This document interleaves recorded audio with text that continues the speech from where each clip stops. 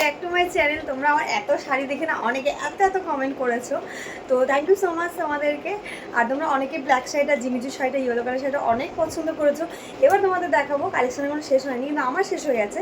এবার দেখাবো তোমাদের হচ্ছে ননদের জন্য কাজটা করে গেছিলাম। তোমরা অনেকে বলেছিল কাজটা থেকে কী কিনলে সেদিন গিয়ে, তো সেটা তোমাদের সঙ্গে দেখাবো ননদকে কী দেওয়া হয়েছে, তো ননদকে কী কিনেছে। এখন আমরা একটা আসেনি, এখানে নেই, ফিটিংস করতে দিয়েছি। তো যাই হোক, তোমাদের দেখাই যে ওর জন্য আগের দিন এক্সপ্রেস বাজার বা কাস্টমার বাজারে কী কেনাকাটা করা হয়েছে। তো ওর এই যে ড্যামেজ প্যান্ট দেখো, এই যে ড্যামেজ প্যান্ট নিয়ে এসছে। ও একটু হেলদি তো, সাইজগুলো একটু বড় বড়। ওর ওকে না নিয়ে গেলে ওর ড্রেস হয় না। আর একটা ব্ল্যাক জিন্স নিয়েছে,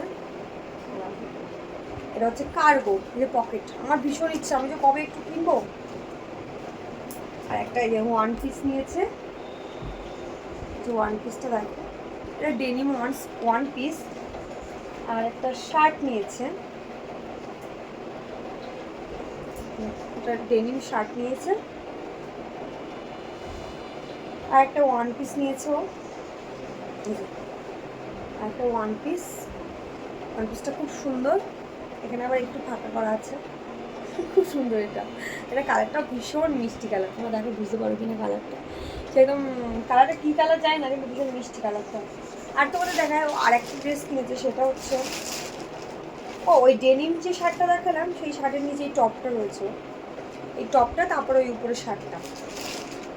আর ওর টপের কালেকশন এবার তোমাদের দেখায়, একটা ব্যাক টপ, এই যে শার্টের বোতাম দেওয়া হবে, এখানে যে বোতাম দেয় এগুলো। তো এই টপটা ভীষণ ভালো লেগেছিল, তাই নিয়েছে। আরও একটা ব্ল্যাক কালারের শার্ট নিয়েছে ও,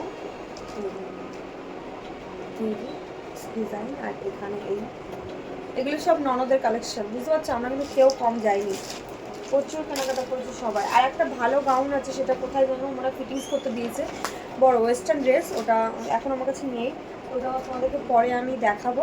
এবার তোমাদের দেখায় যে ঐশ্বর্য, মানে কালকে মামা দাদা, মানে ঐশ্বর্যর মামা দাদা, মানে আমার মামা শ্বশুর এসব একটা জামা দিয়ে গেছে।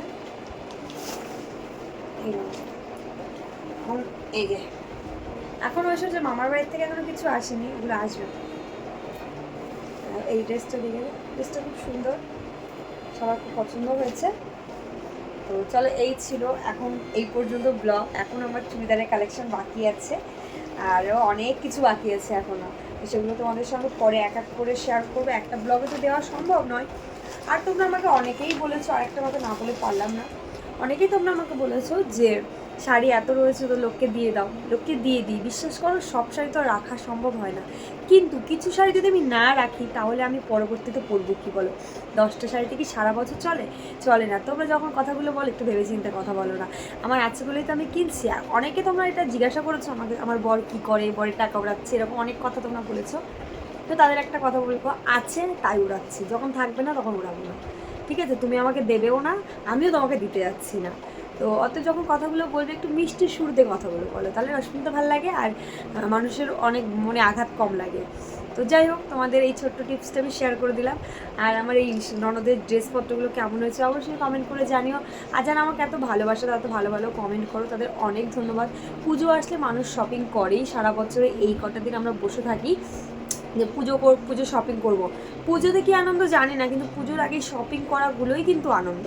আমরা এত আনন্দ করে জিনিসপত্র কেনাকাটা করি, 365 দিন আমরা বসে থাকি এই 5টা দিনের জন্য। আর এই 1-2 মাস আমরা এত কেনাকাটা করি, এত আনন্দ করি, এটাই হচ্ছে মেন আনন্দ, ঠিক আছে? তো যাই হোক, যারা আনন্দ করতে ভালোবাসো না তাদের কিছু বলার নেই, আর যারা ভালোবাসো তাদের অনেক ভালোবাসা আমার তরফ থেকে। তোমাদের অনেক শুভেচ্ছা রইলো দুর্গা পুজোর, অনেক ভালোভাবে দুর্গা পুজোটা কাটাও সবাই মিলে। টাটা। এই ব্লগটা কেমন লাগলো অবশ্যই জানিও কিন্তু। আর যারা এখনো নতুন আছে, আমার পেজকে কোনো ফলো করে, তারা অবশ্যই ফলো করে দাও। টাটা সবাইকে।